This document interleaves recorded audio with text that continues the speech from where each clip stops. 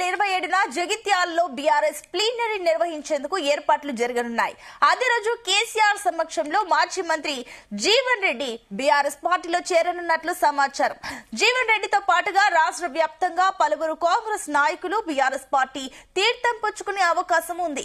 అదే సభలో జీవన్ రెడ్డికి కేసీఆర్ కీలక పదవి ఇవ్వబోతున్నట్టున్నారని టాక్ వినిపిస్తోంది. ఇక కేటీఆర్ అమెరికా నుంచి తిరిగి రాగానే ప్లీనరీపై ప్రకటించే అవకాశం ఉన్నట్లు తెలుస్తోంది.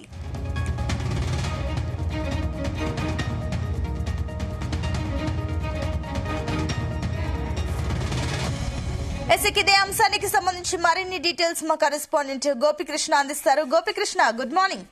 Good morning Sunitha. BRS plenary సమావేశాలు నిర్వహించే విషయంలో అధిష్టానం కీలకంగా చర్చలు జరుపుతున్నట్టు తెలుస్తుంది. ఈసారి జగిత్యాల జిల్లా కేంద్రంలో ప్లీనరీ సమావేశాలు నిర్వహించాలన్న ఆలోచనలతో ఉన్నట్టు కూడా మనకైతే సమాచారం అందుతుంది. ఈ నేపథ్యంలో బీఆర్ఎస్ అధినేత కేసీఆర్ కూడా ఈ విషయంపై చర్చించినట్టు కూడా మనకు సమాచారం అయితే అవుతుంది.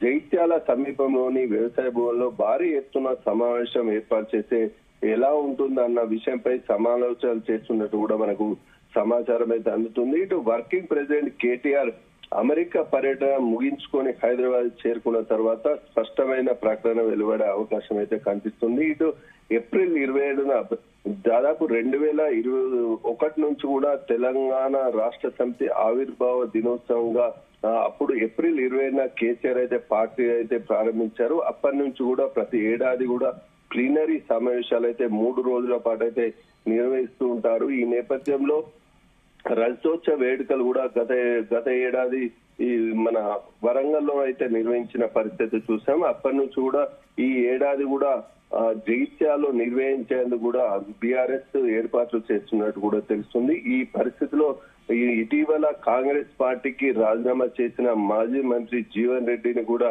అదే రోజు పార్టీలో చేర్చుకోవాలన్న ఆలోచనలో బీఆర్ఎస్ అధినేత ఉన్నట్టు కూడా మనకు స్పష్టమైన సమాచారం అయితే ఉంది. ఈ పరిస్థితిలో జీవన్ రెడ్డికి సంబంధించి ఇటు బీఆర్ఎస్ నుంచి జగిత్యాల ఎమ్మెల్యే సంజయ్ కుమార్ ఎప్పుడైతే పార్టీని కాంగ్రెస్ పార్టీలో చేరి కండువా కప్పుకున్నారో అప్పటి నుంచి కూడా జగిత్యాల పై దృష్టి పెట్టినట్టు కూడా తెలుస్తుంది. ఈ పరిస్థితిలో అనూహ్యంగా జీవన్ రెడ్డి కాంగ్రెస్ కు రాజీనామా చేయడంతో జీవన్ రెడ్డి పార్టీలోకి వస్తే బలం చేకూరుతుందన్న ఆలోచనలో మాత్రం రానున్న ఎన్నికల లక్ష్యంగా ముందుకెళ్లేందుకు కూడా ఈ ప్లీనరీ అయితే ఏర్పాటు చేస్తున్నట్టు కూడా తెలుస్తుంది. ఇటు పెద్ద మొత్తంలో జన సమీకరణ చేసి కూడా ఈ ప్లీనరీ అయితే ఏర్పాటు చేసి బీఆర్ఎస్ బలం చూంచుకునే దిశగా ముందుకెళ్తుందన్నట్టు కూడా మనకు తెలుస్తుంది. అదే గతంలో కూడా ఉమ్మడి కరీంనగర్ జిల్లాకు సంబంధించి 2021లో హుజరాబాద్ బైపోల్ సమయంలో కూడా ప్లీనరీ నిర్వహించేందుకు ప్రయత్నాలు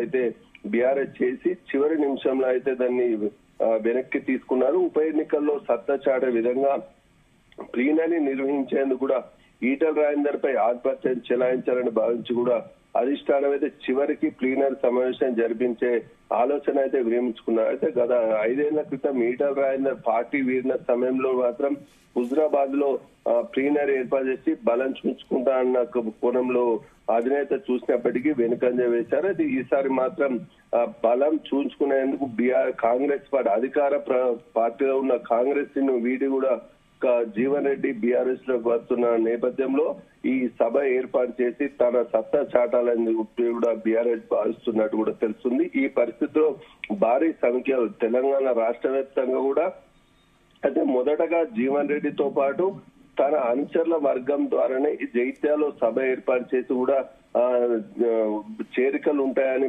ముందైతే ప్రచారం అయితే జోరుగా సాగింది. కానీ ఇటు టైం జీవన్ రెడ్డి మాత్రం తన అనుచరులతో పాటు ఇంకా పెద్ద మొత్తంలో కూడా క్యాడర్ కూడా వచ్చే అవకాశం అయితే మనకు కనిపిస్తుంది. ఎందుకంటే ఇటు జీవన్ రెడ్డి రాజీనామా చేసిన అనంతరం కూడా జగిత్యాలలో జిల్లాలకు సంబంధించి ప్రతి కార్యక్రమంలో అయితే పాల్గొంటున్న పరిస్థితి కనిపిస్తుంది. ఇటు రైతుల సమస్యలు కావచ్చు, ఇటీవల భారీ వర్షాలతో నష్టపోయిన పంట పొలాలను పరిశీలించడంతో పాటు ఇటు విద్యుత్ ఉద్యోగులతో పాటు ఇటు ఏదైతే రిటైర్డ్ ఉద్యోగులకు సంబంధించిన డబ్బుల విషయంలో ప్రతి కార్యక్రమంలో కూడా రైతు కండువా కప్పుకుంటూ కూడా జీవన్ రెడ్డి అయితే పాల్గొంటూ కూడా వాళ్లకు మనోధైర్యాన్ని కల్పిస్తూ కూడా రేవంత్ సర్కార్ పై మాత్రం ఘాటు వ్యాఖ్యలు అయితే చేస్తున్నారు.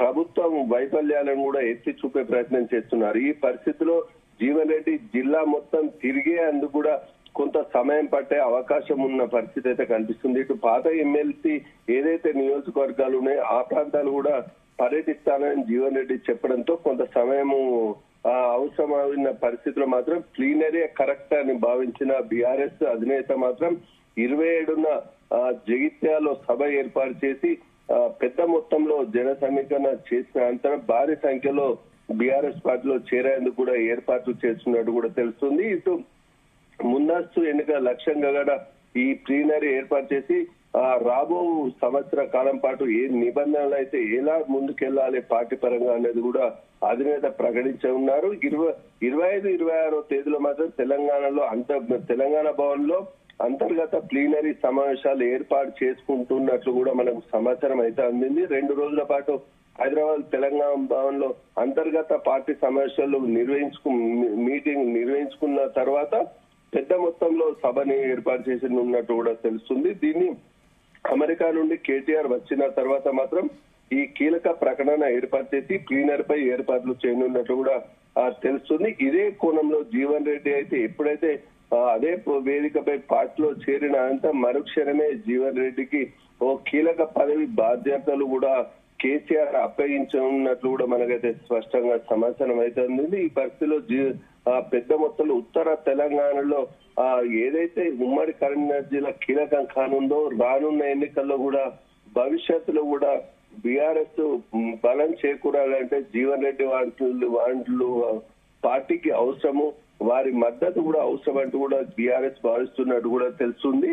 ఈ నేపథ్యంలో ఏదైతే ఫిరాయింపు ఎమ్మెల్యేలు ఉన్నారో వారు బీఆర్ఎస్ నుంచి కాంగ్రెస్ వెళ్లారో అక్కడ కాంగ్రెస్ కు ఏదైతే అసహనంతో ఉన్న లీడర్లు ఉన్నారో వారిని కూడా ఒక తాటిపై తీసుకొచ్చి కూడా బీఆర్ఎస్ లో చేర్చుకుని వాళ్ళకు కూడా పదవులు అప్పగించే ఆలోచనలో కేసీఆర్ ఉన్నట్టు కూడా మనకు తెలుస్తుంది. ఈ ప్లీనరీ సమావేశంలో కూడా పార్టీ అధినేతను కూడా ఎన్నుకునే అవకాశం అయితే ఉంది. మళ్ళీ పార్టీ అధినేతగా కేసీఆర్ ఉండే అవకాశం అయితే మనకు స్పష్టంగా కనిపిస్తుంది. దీంతో పాటుగా జీవన్ రెడ్డి సంబంధించిన బలం కూడా పేరుతో జీవన్ రెడ్డి అదే వేదికపై కూడా జీవన్ రెడ్డికి కీలక పదవి కూడా బాధ్యతలు అప్పగించే ఆలోచనలో బీఆర్ఎస్ అధినేత ఉన్నట్టు తెలుస్తుంది. దీనికి గాను బీఆర్ఎస్ నుంచే పూర్తి స్థాయిలో ఏర్పాటు చేయనున్నట్టు కూడా మనకు సమాచారం అయితే అందుతుంది. సునీత.